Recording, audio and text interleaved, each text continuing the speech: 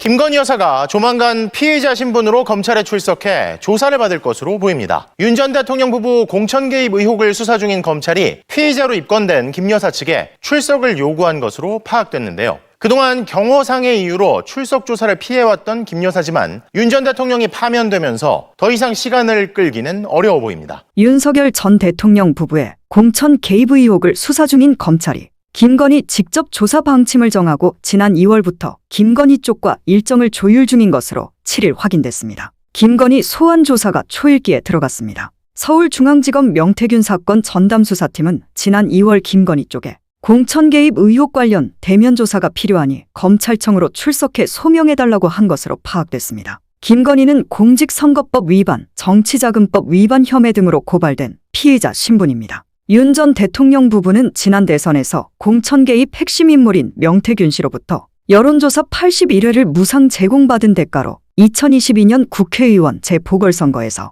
김용선 전 의원 공천에 영향력을 행사한 혐의를 받고 있습니다. 앞서 김건희가 2022년 5월 9일 명 씨에게 전화를 걸어 당선인이 당에 전화했는데 김용선을 그냥 미루라고 했다며 잘 될 거니까 지켜보자고 말한 육성 녹음 파일이 공개되기도 했습니다. 검찰은 김 여사가 2021년 7월 명 씨로부터 대선 지지율 등 여론조사 결과를 미리 받은 카카오톡 메시지도 확보한 상태입니다. 명 씨는 김건희가 지난해 총선에서도 영향력을 행사하려고 했다는 주장을 펴고 있습니다. 김건희가 김영선 전 의원에게 전화를 걸어 김상민 검사가 경남 창원 의창에서 당선되도록 지원해라. 그러면 선거 끝나고 장관 또는 공기업 사장 자리를 주겠다고 말했다는 것입니다. 검찰은 이 무렵 김 여사가 김 전 의원과 11차례 통화한 내역도 확보한 상태입니다. 다만 김 전 검사는 국민의힘 공천을 받지 못했습니다. 김건희가 명 씨와 나눈 텔레그램 등 메시지와 통화 녹음이 앞서 여러 차례 공개된 만큼 검찰 내부에서도 김건희에 대한 대면 조사는 불가피하다는 분위기입니다. 앞서 검찰은 김건희를 상대로 비공개 출장 조사를 거친 뒤 도이치모터스 주가 조작 의혹과 명품 가방 수수 사건을 불기소 처분해 봐주기 수사를 했다는 비판을 받았습니다. 한 검찰 간부는 검찰로선 출장 조사 논란이 일었던 만큼 출석 요구를 하지 않을 수 없는 상황이라고 말했습니다. 검찰은 김건희를 먼저 조사한 뒤 파면으로 불소추 특권이 사라진 윤 전 대통령도 조사할 것으로 보입니다. 윤석열 전 대통령에 대한 수사야 이제 모든 수사가 본물처럼 터져 나오지 않겠습니까? 그런데 그렇습니다. 그 부인 이 명태균 의혹 수사는 검찰이요. 김건희 씨에 대한 수사도 이제 본격할 수밖에 없는 거 아닌가요? 어떻습니까? 그렇습니다. 이제는 뭐 대통령의 배우자가 아니라 민간인 김건희 씨이기 때문에 뭐 기존의 혐의점들을 이제 피하기는 더더욱 어려워질 거고요. 그래서 그런지 오늘 뭐 눈에 띄는 기사가 하나 나왔는데 검찰이 지난 2월에 창원에서 창원지검에서부터 이제 서울중앙지검으로 사건을 이첩받은 직후 김건희 씨에 대해서 소환 일정을 조율하자라고 소환 통보를 했었다고 합니다. 뭐 어떤 기사에서는 1월부터 이미 창원지검 쪽에서 소환 통보를 했었다는 얘기도 있었으니까요. 알려지기만 오늘 알려진 것이지 이미 이제 김건희 씨에 대해서는 검찰 소환을 위해서 조율하는 작업에 들어가 있었다라는 얘기가 되겠습니다. 명태균 의혹 전담수사팀에서 약 한 달 전에 김 여사 측에 연락을 해서 소환조사 협조를 요청을 했고 다만 그 당시에는 김건희 씨 측에서 별도로 변호인 선임을 하거나 혹은 뭐 본격적인 검찰 소환 조사에 대응하는 그런 모습을 보여주지는 못해서 구체적으로 소환 일정을 조율하지 못했다고 합니다. 하지만 이제는 이제 배우자가 파면당한 상황 그리고 곧 사저로 물러나야 되는 상황이기 때문에 소환 일정을 잡거나 혹은 검찰의 뭐 포토라인 앞에 서거나 이런 것들도 뭐 저항할 수 있는 어떤 장치들이 없을 것 같다. 그렇게 되면 이제 김건희 씨에 대해서 소환이나 조사가 본격적으로 속도를 낼 수 있을 걸로 보이고요. 전직 대통령이었던 이제 윤석열 씨에 대해서 먼저 수사 카드를 꺼내기는 쉽지 않을 거기 때문에 순서상으로 봤을 때는 이제 김건희 씨에 대한 수사가 먼저 속도를 내고 그 뒤에 이어서 파면된 윤석열 씨에 대한 수사가 본격적으로 들어가지 않을까 뭐 그렇게 좀 전망해 볼 수 있을 것 같습니다. 이렇게 많은 국민 여러분께서 이 긴급 현안지를 보고 계십니다.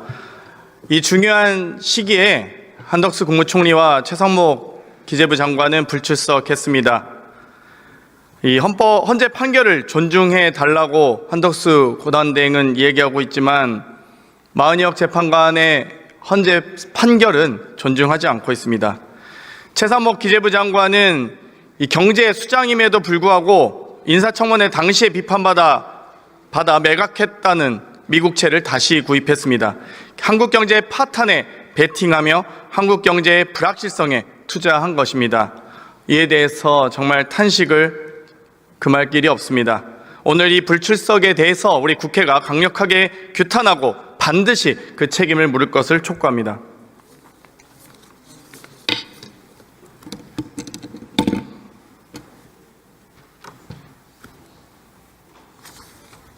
보건복지부 장관이 앞으로 나와주세요.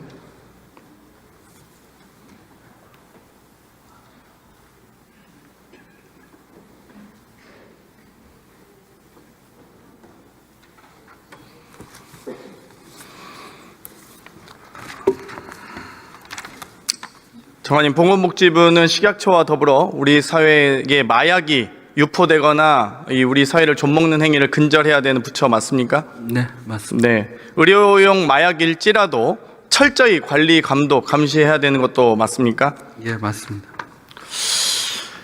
계엄 당일 2024년 12월 3일 날 윤석열의 배우자 김건희 씨가 이 성형외과에 갔다는 사실을 제가 폭로한 바 있습니다. 혹시 알고 계시나요?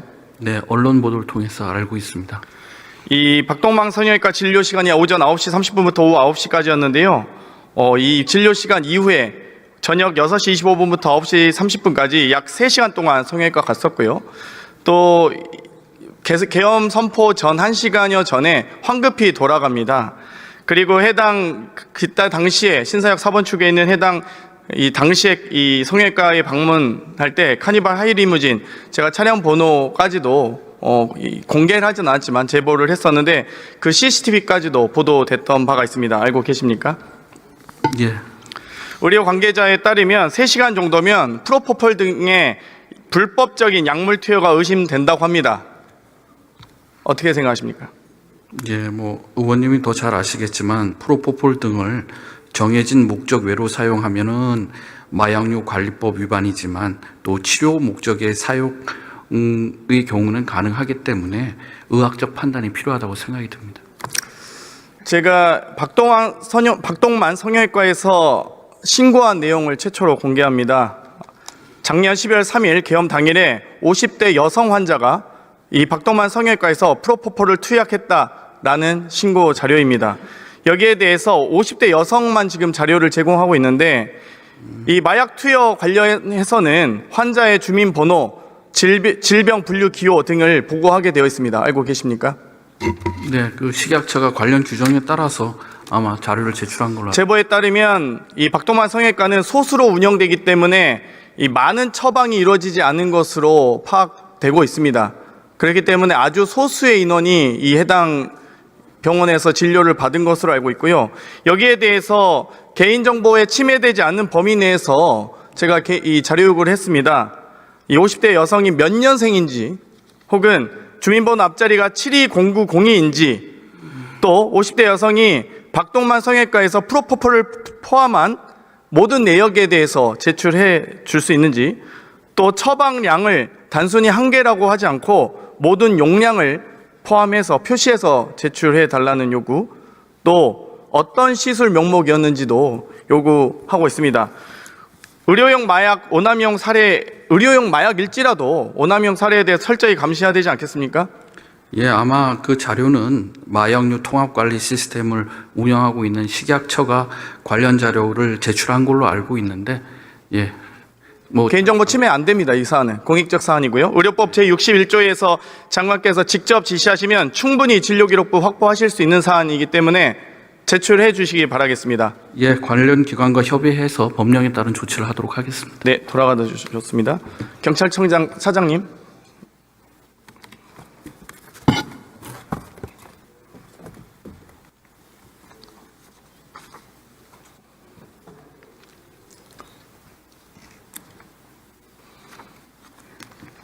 고생 많으십니다. 프로포폴 상습 투약 의혹 있는 경우 경찰이 수사하시죠? 예, 수사하고 있습니다. 얼마 전에도 모 유명인의 투약 의혹 보도 이후에 내사 들어갔던 적 있습니다. 맞습니까? 네.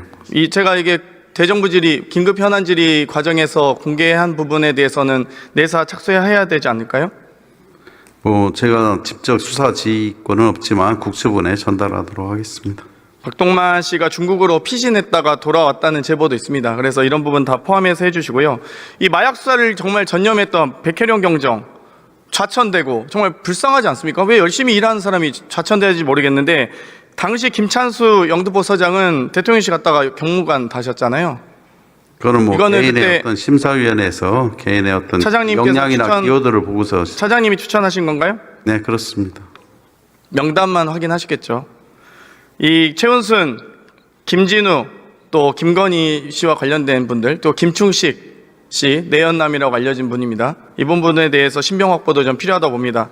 어떻게 생각하십니까? 뭐 그 자세한 내용은 제가 아는 바 없습니다. 다만 이제 국수원에서 여러 가지 상황을 따라서 수사할 거라고 생각하고 있습니다. 네, 돌아가셔도 좋습니다. 존경하는 우원식 국회의장님, 선배 동료 의원 여러분, 서울 서대문구을 국회의원 김용호입니다. 저는 최근 더불어민주당 김건희, 윤석열 국민특검 단장을 맡아 김건희, 윤석열 일가 측근들의 부정비리 의혹을 조사한 바 있습니다. 그 결과 놀랍게도 부정비리 의혹은 100건에 달했습니다. 윤석열 정권 출범 이후 매달 3건 이상의 부정비리가 나온 셈입니다. 더 놀라운 것은 윤석열 독재 정권은 수많은 의혹이 있어도 수사를 제대로 안 하고 죄가 있어도 제대로 처벌하지 않았다는 것입니다. 우리 더불어민주당은 윤석열 정부의 광기 어린 폭주를 멈춰야 했습니다. 그것이 국민의 뜻이었기 때문입니다. 이 과정에서 국정조사, 특검, 탄핵 등 국민이 부여한 국회의 권한을 총동원해야 했습니다. 모두 합법적이고 정당한 견제였으며 최후의 수단이었습니다. 그렇게 막아냈기에 오늘 윤석열 파면 선고라는 민주주의 회복의 중요 분기점을 앞두게 된 것입니다. 윤석열 정부의 독재로부터 국민의 삶을 지키기 위해 우리 더불어민주당이 온몸을 던져 결사항전한 것이 왜 입법 독재라는 비판을 받아야 합니까? 내일 내란숙의 윤석열에 대한 헌법재판소에 옳은 판결이 있기를 바랍니다.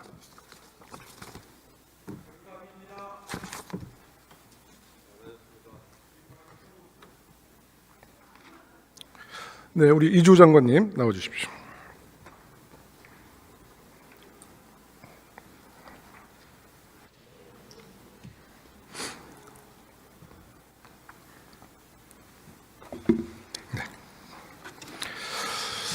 김건희 논문이 표절이다. 숙명여대가 3년이 지나서야 밝혔습니다. 주로 대학의 논문 검증 절차가 통상 얼마나 걸리는 줄 아시죠? 네, 뭐 대학의 논문 검증은 이제 대학의 그 고유의 권한이기 때문에 또 대학의 그 각각의 사정에 따라서 뭐 다양한 그 시간이 걸린다고 생각합니다. 통계를 보니까 통상 4개월이 걸려요. 120일. 네. 그런데 3년이 걸렸습니다. 왜 3년이 걸렸을까요? 뭐 앞서 말씀드렸듯이 뭐 대학의 자율적인 권한이기 때문에 그건 정말 궁색한 국민들이 다 아는데 장관님 이럴 때 좀 솔직하게 말씀하세요. 대통령 부인이니까 당연히 오랜 시간 신중하게 검토했다라고 말씀 정도는 하셨어야죠. 대통령이 부인이기 때문에 교육부, 대학총장, 이사장, 교수 모두가 나서서 표절 논문 은폐해 준 거예요. 솔직한 답변 해주시기 바라겠습니다. 그 기간, 3년이란 기간 동안에 대한민국의 연구윤리, 진실의 가치, 학자의 양심, 동문의 자존심 모든 게 다 훼손되었습니다. 국민들은 허탈감을 넘어 모욕감을 느꼈어요. 김건희 여사 논문 표절에 대해서 교육부가 단 하나의 조치라도 했으면 말씀해 보세요.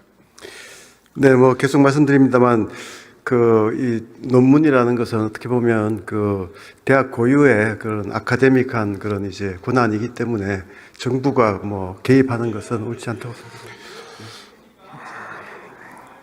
김건희 표절 논문은 수많은 비호 세력, 동조자, 조력자들이 있었습니다. 그런데 그 사람들을 추적해 보니까 정말 충격적인 일이 있었어요. 설민신 교수 아시죠? 네, 압니다.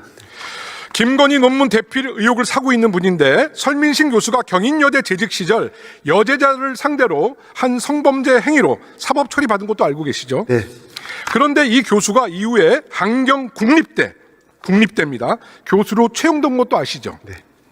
성범죄 전과자가 국립대 교수로 채용됐다는 말을 국민들이 알고 나서 굉장히 충격받은 것도 알고 계시죠? 네.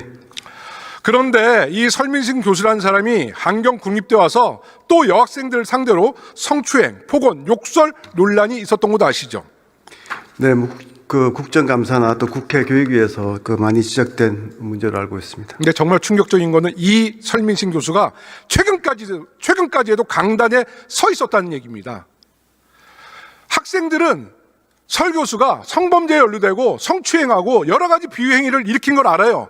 그런데 학점을 따기 위해서 굉장히 불편하고 불쾌하지만 억지로 그 강의를 들을 수밖에 없었던 거예요. 학생들의, 그 여학생들의 마음에 공감하십니까? 네, 뭐 그 국회에서 여러 번 지적하셔가지고 교육부도 이 부분에 대해서는 이제 그 엄격하게 모니터를 했고요. 예, 그렇습니다. 교육부가 학생의 안전 보장이 되는 거 아니에요? 이렇게 무성의 남 얘기하시듯이 하면 안 되죠. 네, 뭐 그 교육부가 그 특히 뭐 학생의 안전 말씀하신 뭐 또 특히 여러 가지 그 우려에 대해서는 저희도 같은 입장입니다. 설민신 이분은 외국인 유학생 등록금 횡령 배임 혐의로 공문서 위조 혐의로 경찰 수사받고 있어요. 국정감사 2년 연속 불출석했고 작년 국정감사 불출석으로 3번 고발당한 장본인인데 이런 사람이 버젓이 지금 강의를 하고 있어요. 누가 뒤에 있다? 누가 뒤에 있다고 보십니까? 뭐 지금 이게 뭐 이분이 징계위원회에서 또 이제 그 경고 처분도 받았고요. 그거는 우리 네. 위원장실에서 최근에 네. 강력하게 문제 제기를 했고 그래서 그런 조치가 나온 거고요. 네네. 이분이 이번 학기까지는 계속 강의를 했는데 저는 김건희의 배후 세력이 없었다면 이분은 이미 감옥에 있든지 학교를 그만뒀어야 돼요. 이 뒤에 뒷배로는 김건희 여사가 있다. 저는 이렇게 확신합니다. 설민신 교수 부인 누군지 아세요? 설민신 교수 부인 김기현 경인여대 교수 네네네. 김건희 동문입니다. 박사과정하면서 국민대에서 만났고 김건희 논문 표절 공조자입니다. 김기현 교수는 경인여대에서 많은 물의를 일으켜서 결국 교육부에서 해임 처분이 났어요. 그런데 이 김기현 교수 지금 포지션이 뭔지 아세요? 해임이 됐다고 생각하십니까? 네, 그방에 제가 교육부에서 네네. 해임 처분을 했는데 지금 부총장이에요, 부총장. 네네.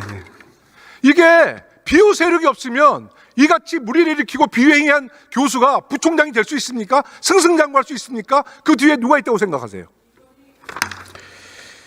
뭐 우리 교육부가 그 학생의 안전이라든가 뭐 이런 그 문제에 대해서는 의원님이 지적하신 대로 그 엄격하게 그 관리를 해야 됩니다만 또 대학의 자율이나 그런 또 대학 고유의 권한에 대해서는 또 인정을 해야 되는 부분이 있습니다. 네. 사학의 부정을 눈 감아줄 수는 없는 거 아닙니까? 그렇지는 않습니다. 지금 사학의 부정과 비리를 지금 말씀드리는 거예요. 제가 교육위원장으로서 김건희 표절 논문 또 방조자에 대한 청문회를 꼭 할 필요가 있다고 생각하는데 이조 장관도 제가 증인으로 채택할 테니까 청문회 때 출석해서 성실히 답변해 주십시오. 그때 봬요. 그때 만나요. 네. 네. 알겠습니다. 들어가십시오. 요구하시면 제가 응하겠습니다. 네. 네.